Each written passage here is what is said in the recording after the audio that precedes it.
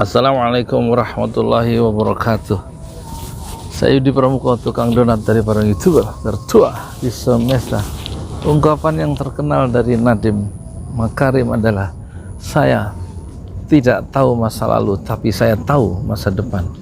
Ini satu ungkapan yang membuat keputusan politiknya sebagai Menteri Pendidikan pada satu titik dan satu sudut yang membuat dia selalu melakukan blunder di dalam mengelola pendidikan di Indonesia.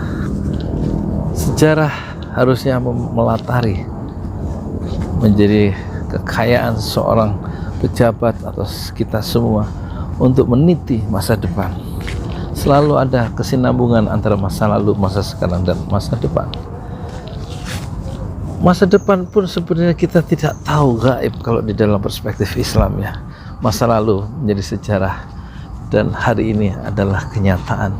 Oleh karena itu ungkapan saya tidak tahu masa lalu tapi saya tahu masa depan, itu ungkapan yang akan melahirkan sikap-sikap yang historis ya. Erdogan dia bisa melakukan satu tindakan-tindakan yang besar dan berani dalam konteks politik global itu karena dia membaca kebesaran dari khilafah Turki Utsmaniyah, bagaimana kakek buyutnya dulu Sultan Muhammad Al-Fatih yang masih berusia 23 tahun bisa merontokkan benteng Romawi Timur dan merebut Konstantinopel yang kemudian menjadi Istanbul. Orang-orang besar di masa lalu juga belajar dari orang-orang besar di masa lalu sebelumnya. Nabi Muhammad itu belajar dari perjuangan hebat Nabi Ibrahim. Nabi Muhammad belajar dari sejarah perjuangan Nabi Musa. Nabi Muhammad belajar dari perjuangan Nabi Isa, belajar dari perjuangan Nabi Nuh, siapa lagi, Nabi Yunus dan lain-lain. Karena 70% isi dari Al-Quran adalah perjuangan orang-orang di masa lalu dan lawan-lawan yang sebaliknya. Oleh karena itu sebagai menteri tentu alangkah bijak jika Nadiem Makarim itu mengenal siapa itu Muhammadiyah, bagaimana kiprahnya Muhammadiyah dan kiprah dari Nahdlatul Ulama dalam memberdayakan umat Islam Indonesia. Jika ada perguruan tinggi Islam, Universitas Negeri Islam Jakarta atau Universitas Islam atau sekolah-sekolah tinggi Islam di Indonesia, apakah Nadiem Makarim tahu bahwa itu lahir dari perdebatan pemikiran orang-orang muda sebelum kemerdekaan seperti Hatta, seperti Natsir, seperti Agus Salim, dan pemikiran selalu mendahului realitas atau kenyataan. Maka kenyataan hari ini hendaknya kita selalu dan harus kita tahu akarnya di masa lalu, sehingga kita meniti atau meraut masa depan yang baru itu selalu tidak melakukan lompatan, tetapi kita melakukan satu kemajuan yang berbasis masa lalu. Tetapi kalau Nadiem Makarim melakukan lompatan, melakukan satu inovasi kependidikan di Indonesia dengan program organisasi merdeka atau program pendidikan merdeka tanpa mengenal kekayaan masa lalu pendidikan Indonesia sendiri, tentu dia yang dia gagas akan mengalami involutif ya, mundur ke belakang, yang seharusnya dia melakukan satu evolutif ya, maju seperti spiral ke depan. Tetapi karena dia merasa tidak perlu tahu, tidak perlu mengerti masa lalu, maka yang akan didapatkan adalah involutif, bergerak seperti spiral, tetapi justru ke masa lalu. Tidak ada progres yang akan dia dapat kecuali membuang-buang anggaran, membuang-buang umur, membuang-buang reputasi, dan membuang-buang hal-hal yang seharusnya tidak perlu dibuang. Jadi masa lalu bagi seorang pejabat yang memiliki kekuasaan di tangannya dan memiliki anggaran di tangan yang satunya, masa lalu adalah sebuah keniscayaan atau sebuah kondisio sine qua non, syarat mutlak bagi seorang pemimpin di segala level. Oleh karena itu, hendaknya ungkapan Fahri Ali benar ketika dia berkata di akhir tulisannya di Facebook itu, saya perintahkan, kata Fahri Ali, Menteri Pendidikan untuk belajar sejarah.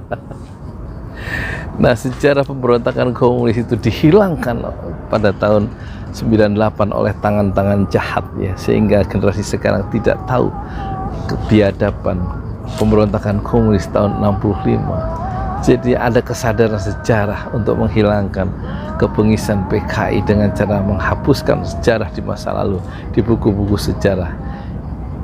Jadi sejarah itu sebenarnya penting, akan memberikan arah yang lebih jelas dan lebih bermakna untuk kita sebagai umat dan bangsa.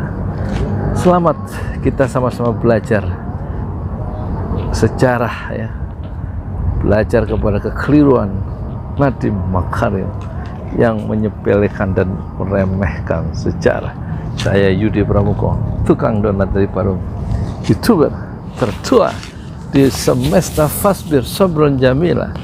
Bersabarlah dengan kesabaran yang indah, dan jangan lupa belajarlah dari Sudirman yang saya guratkan dalam kaos ini.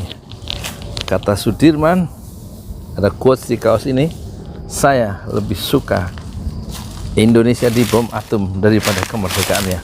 Kurang dari 100%. Anda bisa miliki kaos yang sedang saya pakai ini senilai 200.000, sudah termasuk ongkos kirim 50.000 dan jualan jadinya, dan 75.000 dana yang Anda berikan untuk membangun masjid jika Anda memiliki kaos ini. Rinciannya ada di deskripsi di bawah video ini. Kata Rasulullah, siapa yang membangun masjid di dunia, maka dia membangun, maka Allah akan membuatkan istana atau rumah di surga bagi orang-orang yang mendirikan masjid di dunia. Itu berarti kita sedang belajar ke masa lalu, karena hadis Rasulullah yang barusan ini itu diucapkan oleh Rasulullah 14 abad yang lalu, yaitu abad ke-7 Masehi, dari semenanjung Jazirah Arab. Saya Yudi Pramuko menasihati diri sendiri untuk selalu belajar sejarah, terutama belajar sejarah terhadap narasi-narasi yang diungkapkan oleh Nadiem Makarim. Hendaknya Nadiem Makarim tidak hanya tahu sejarah tentang Jack Ma atau tentang Steve Jobs atau tentang Bill Gates, atau hanya tahu tentang sejarah tentang Harvard Business School, tapi hendaknya juga mengenal sejarah pendidikan ya, pendidikan Islam di Indonesia. Pak, duluan ya Pak? Ya Pak, ya. Ya, begitulah ya.